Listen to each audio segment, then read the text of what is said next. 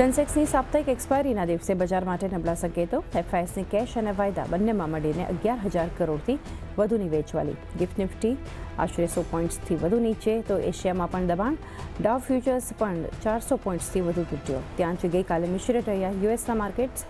Recovery હોવા છતાં ડાઉ જોન્સ 300 પોઈન્ટ્સ, તો એસએનપી અને નાસ્ટેકમાં ફ્લેટ ક્લોઝિંગ. સ્ટ્રેટ ઓફ હોર્મુઝમાં કાર્ગો શિપ પર હુમલા બાદ ક્રૂડની કિંમતોમાં ફરી ઉછાળો. આશરે 7% ઉછળી $98 પાર બ્રેન્ટ.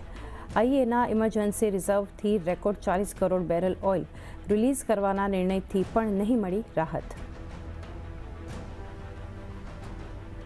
ઈરાને ઇરાકમાં 2 વિદેશ તેલ ટેન્કર અને દુબઈ એરપોર્ટ પર કર્યો હુમલો.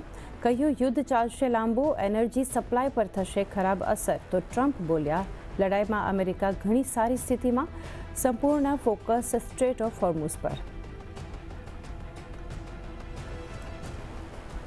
અને આજે આવશે ફેબ્રુઆરી રિટેલ મોંઘવારીના આંકડા. જાન્યુઆરીના 2.75% સામે ફેબ્રુઆરી સીપીઆઈ મોંઘવારી દર 3.10% રહેવાનું અનુમાન.